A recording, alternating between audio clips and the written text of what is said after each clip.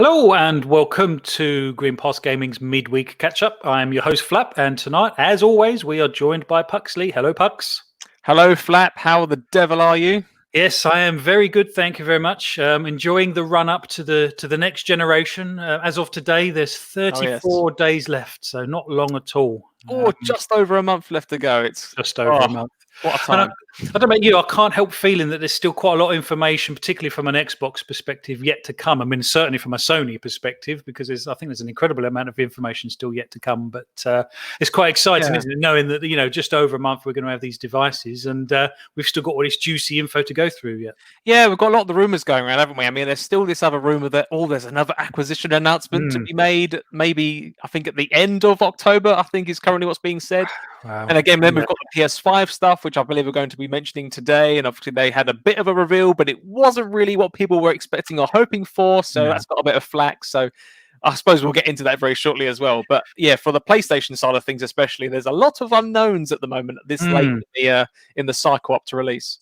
Well, it'd be nice to know if that's true particularly around the sizes of the drives once obviously the operating system's taken into account. Yeah. And it's affected all three of the consoles, obviously Xbox Series S and X and the PS5.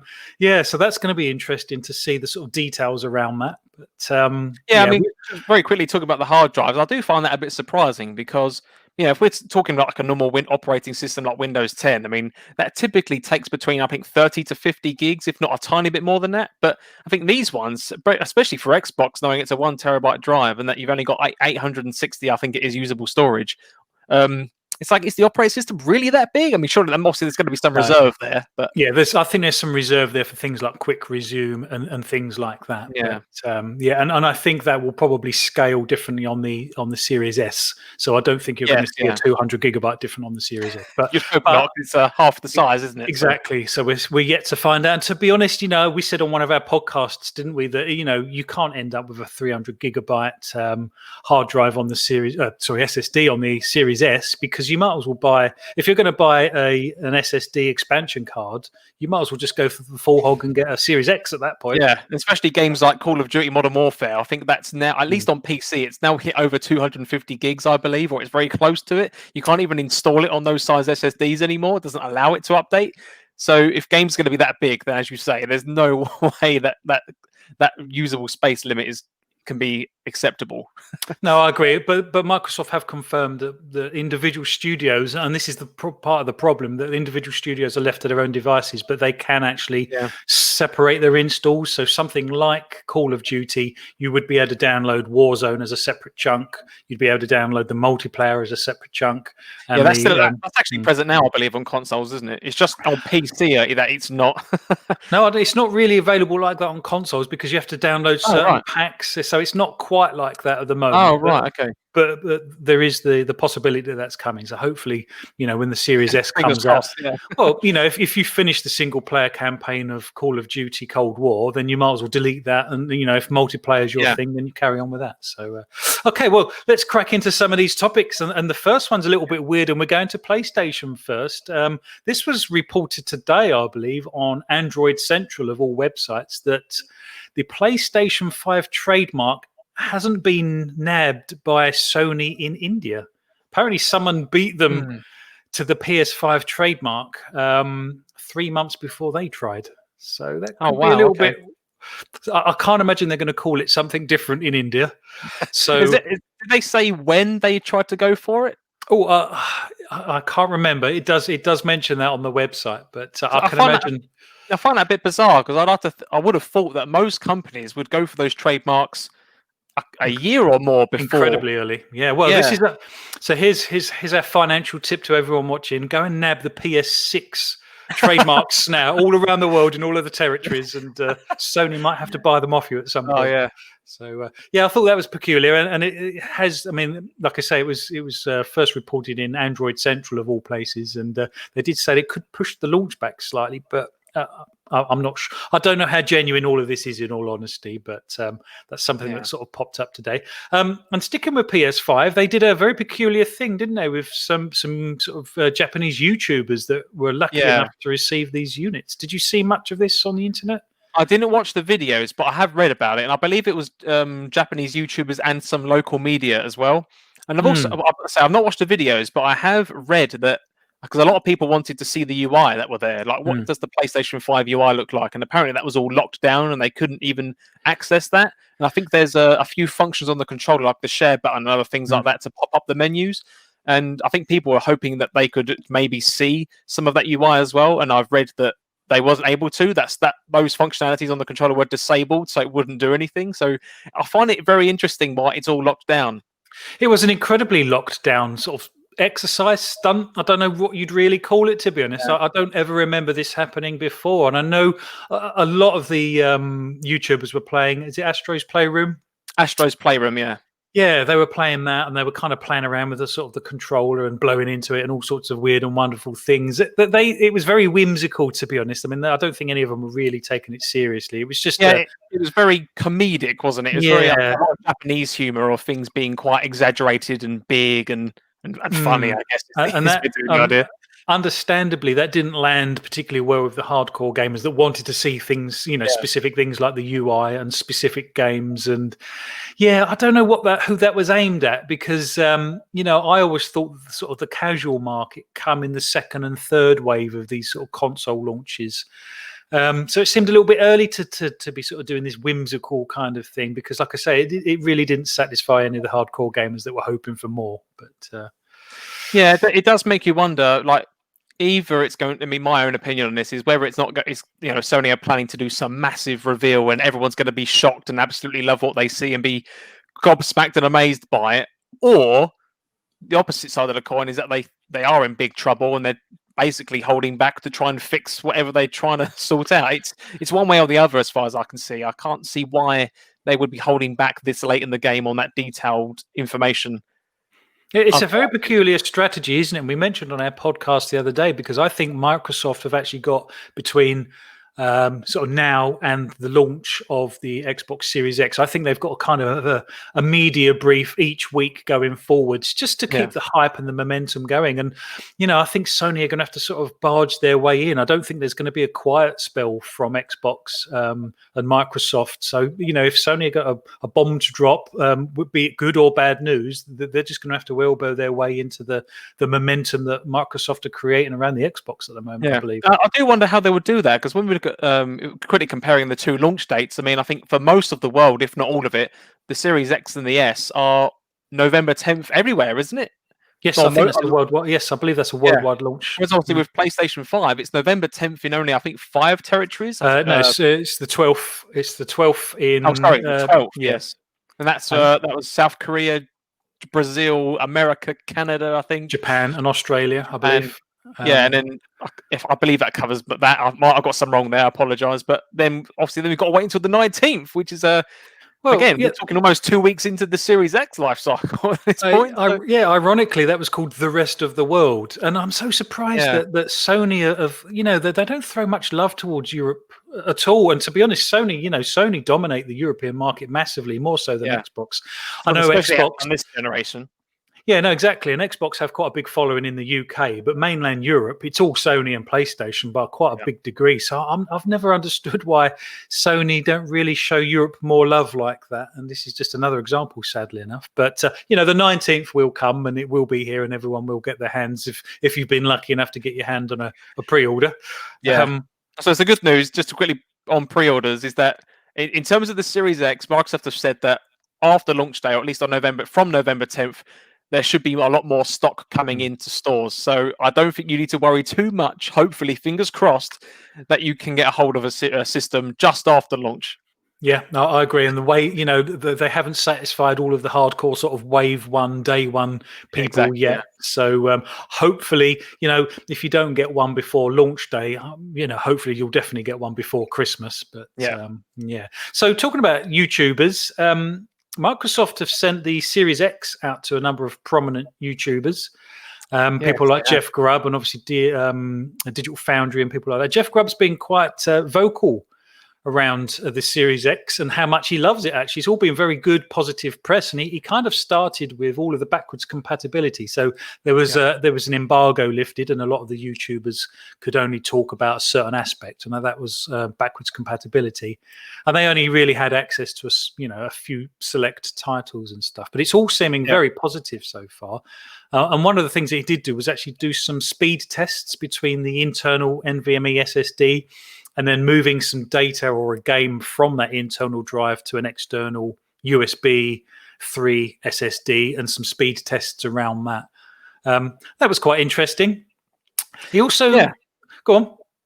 No, I'm agreeing with you, because I also saw some similar tests done between like Xbox 360 load times between the Series X and the Xbox One series of consoles. So the base launch Xbox One, the One S and the One X. And I think that, as you say, a lot of the reports are saying in terms of the backwards compatibility for 360 load times, it's bang, almost instantaneous.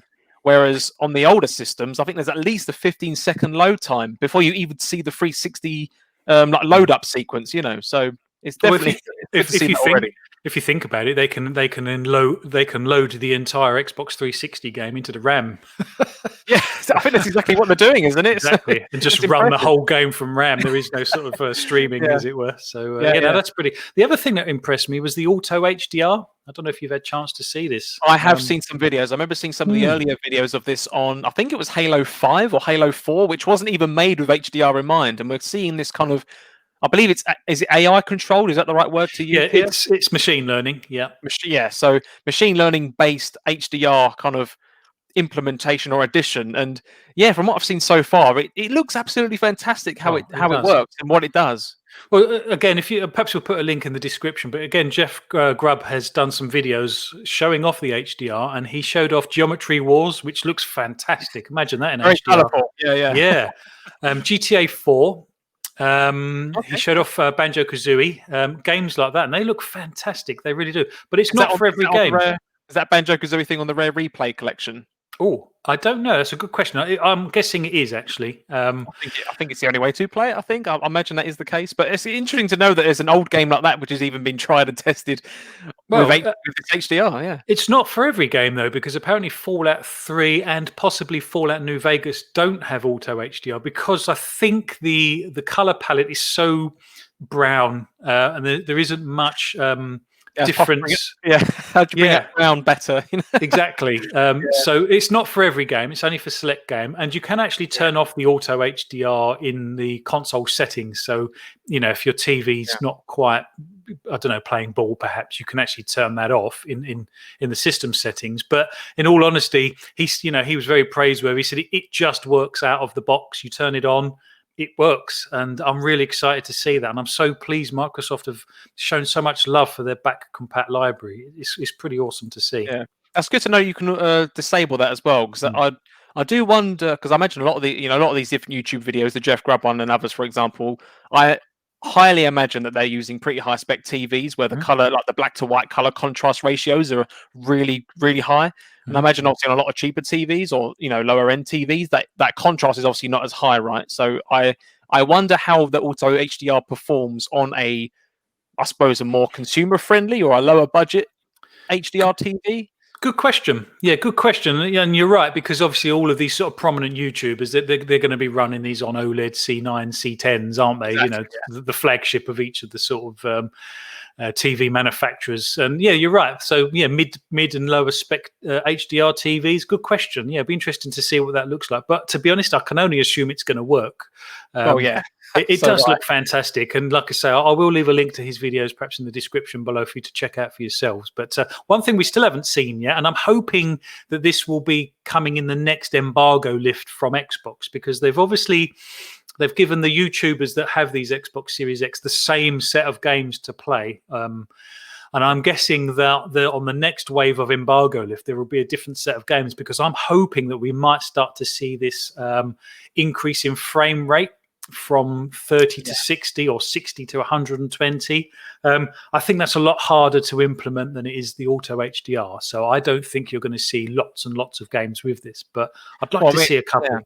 I see. When it comes to things like frame time, of course, we're talking like game update time here, aren't we? So, of course, if the game can't update quick enough, that's what causes your lag. So it's nice to know that hopefully we can see that these systems can, well, bearing in mind we're going, I can't even remember. Can you remind me what the specs are for the series for the One X? Sorry, CPU. I was just going to compare that. Obviously, the Series X were running at like 3.9 gigahertz, 12 teraflops. Yeah, I don't know off the top of my head. In all honesty, I know the Series X outweighs the One X by quite a huge margin, to be honest. Yeah. But it's not so much that. I think it's the machine learning, because there's actually hardware coded machine learning in there, which I'm guessing they're using for the auto HDR. So I think there's an interpolation going on at some point that they can increase the frame rates. But watching Digital Foundry, even they are a little bit unsure about how this is actually going to work. So that's going to be fascinating to see. But I found the GTA 4 video the most impressive for me personally, because I think even on the 360 game running on the One X, even the One X was struggling to maintain a steady 60. I think it was dropping between 40 and 60, whereas the One X, the Series X, obviously it looked like it was almost flawless 60 frames. I think it's really exciting to look forward to jump into your old game, and it will. Exactly, it will breathe some life back into some of the older games that I'm certainly looking forward to playing. And it does ease the burden slightly on perhaps the launch title lineups as well, because no new console launches with loads and loads of next gen titles ready to go, but you've got this whole suite of back titles that aren't only playable on the new system, but they've got a visual upgrade as well, so it's actually worth going back and playing them again just to see what this looks like. And I think for people like me as well, which as we've spoken about many times, that I get my Xbox experience currently on PC, but Game Pass on PC doesn't have all of the games which are also on Game Pass for console. So if you're like me and you play on PC and you've missed out on the console only Game Pass titles, I think it's, yes, I've got a Series X. I may not have the biggest library of next-gen games yet, but I'm really excited to know I can jump into that back catalogue of things I know I've missed. Yeah, exactly that. So, okay, well, you come out of an interesting point earlier, actually. Apparently there's a report that the Xbox Series X and S are going to be reportedly region-free.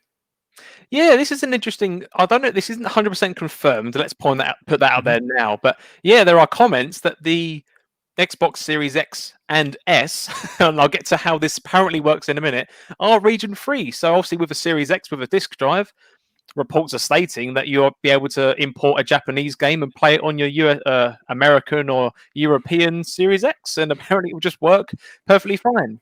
And then with the Series S side of things, apparently there's nothing stopping you from accessing the other regional storefronts. And I believe how this would work, similar to how it works on the 360, I believe, was that you can make an Xbox account of that territory, and then when you sign into that account, it actually loads up that territory storefront on your console. So assuming that this does turn out to be official and true, I think that's going to be a very interesting addition for those who especially love to play. Well, I imagine for a lot of this, it's Japanese titles, right? If you're into the Japanese-only market of games which are only released in that region and you really want to play them, then you haven't. Well, if you get a Series S, I guess, or if you just want to do it on a Series X, you can just load up the storefront and download it. Well, that would be, I mean, that's an interesting way to span the regions, isn't it? I suppose. Yeah. And Xbox have been very sort of consumer friendly this time around, and I know they obviously want to make a big splash in Japan if they can. So yeah, that might go quite a long way to actually kind of assisting that. So fingers crossed that turns out to be true. Yeah, well, perhaps as and when we get some more confirmation on that, we can let everyone know through our Twitter feeds and stuff. Oh, definitely. And just closing out the show, we've got EA Play coming to Game Pass on November the 10th. Amazing. I know the Bethesda studio acquisition kind of overshadowed the EA Play side of things, and kind of rightly so on scale of enormity, but. The EA Play coming to Game Pass is fantastic. So should we have a quick run through of some of the games? Because, I currently have EA Play anyway, so I kind of know what to expect. But I'm guessing there's a lot of people out there that don't really know what EA Play is about. So it's a bit like Game Pass in the fact that there is a whole suite of games that you can download to your device. They're not streamed or anything, so you do actually download them. And there's lots of older titles in there. You do get some previews for some newer titles. So something like FIFA 21, you will get a preview of that. And currently in EA Play, if you buy FIFA 1 through the Xbox Store, there is a digital discount if you're an EA Play subscriber. So I'm not sure how that's quite going to work once it's part of Game Pass. But can I quickly add to this as well? So I have read that obviously come November 10th, so we now know that EA Play is coming on the Series X and S launch, which I think is very exciting. So if you already have Game Pass, you could jump into all these titles as well, and I think that's absolutely fantastic. I don't quite know how it's going to work with PC, because I know there are some EA games on Steam, so I would assume that some of these games will be coming to PC as part of the PC Game Pass Ultimate Pack. I believe so, yeah. And I think I've read some things as well that if you already have an EA Play subscription as well, that you obviously you can either cancel that to then go for Game Pass Ultimate, or I think they actually, I could be wrong here, but I believe there's some extra benefits that you get. You can buy the game at an extra discounted price as well if you'd like to own it instead. Okay. Well, so I think they're also putting whatever you've got left on your EA Play towards Game Pass Ultimate as well. Yes. Microsoft are very good at doing that. So let's just do a quick run through of the game. So we've got Alice Madness Returns, Anthem, Army of Two. We've got all of the Battlefields. It seems pretty much all of the Battlefields. Bejeweled 2 and 3. Burnout. Got Crisis 1, 2, and 3. Dead Space 1, 2, and 3. Dragon Age, couple of Dragon Age, Feeding Frenzy, all of the FIFAs, all of the Maddens, not the latest ones, but so we've got all of the Mass Effects. They're pretty cool. Mirror's Edge, did you ever play Mirror's Edge? I played the first one on 360. I absolutely loved the game. Excellent. Well, you'll be able to play it again soon. Oh yeah, definitely. All of the NBAs, Need for Speeds, NHLs, Peggle, Plants vs Zombies. Did you ever play that one? That seems like your sort of game. Yeah. So obviously, the original Plants vs Zombies I really enjoyed, but I also played Garden Warfare 2. Actually, is what I did play. That's actually a really nice little game. It's kind of like Gears of War over the shoulder shooter, but you control the different characters, I guess you call them. Either plants or zombies. Yeah, all the different plants, all the different zombies have costumes. It's quite fun. It's funny. Yeah, it's really good. So we've got Rocket Arena. Oh my goodness, there's so many skates. We've got the skates in there. Star Wars Battlefield 1 and 2. Sims, Titanfall 1 and 2. Amazing. UFCs, Unravel 1 and 2. I missed out on the Titanfall games as well, so I'm really looking forward to jumping into. You know what? Funny enough, I've got Titanfall 2 downloading as we speak. Oh, wow. I'm already an EA Play member anyway, so I'm just downloading that. And I need to give that a go, because everyone I've spoken to lately says you absolutely must play Titanfall 2 in the sort of... obviously, Titanfall 3 has been... alluded to. I don't think it's been officially announced just yet. No, not yet. So, I mean, looking at this list, I don't know how many there are, but there's easily over 100, possibly 110, 100 something games, extra EA games that you're getting for, well, free, essentially, if you've already got the Game Pass Ultimate bundle. Yeah. Absolutely amazing. And I know, like I say, I know this has been getting swept up after the Bethesda deal, but like you've said all along, Pucks, this is a massive deal. Now, for me, the latest Battlefield I played, for example, was Battlefield 1, and I bought that I got it on some ridiculously cheap deal on the EA Origin store, as it I believe is now changing to EA Play Store. But when it was Origin, I think I got it for about £6 just after Battlefield 5 came out, and I really enjoyed it. I thought it was really good. It's a different type. Like the speed of play is different compared to something like Call of Duty, because Call of Duty can be very quick and fast paced. Yeah. Whereas like the massive arenas and it's all destructible and you've got the vehicles and stuff. It's a really interesting game to play, and something that I never really gave myself the time to play. So knowing that I can jump back not into the older titles, but into like the newest one, Battlefield 5, that's obviously on the service, and that's coming to EA Play. And imagine that on the series, so it's coming on launch day of Series X and S. Imagine that. It's going to be awesome. So I can't very wait. excited for that. So that's today's show. We didn't do one last week, so we thought we'd do one this week. We're a little bit early in the week, but this is the midweek catch up. So thank you for being with us, Pucks. No worries. Thanks for having me. I really always a pleasure talking about this. And I've been Flap. You can follow us on Twitter. All of the links and handles will be down in the description below. Thank you for watching, and we'll see you on the next one.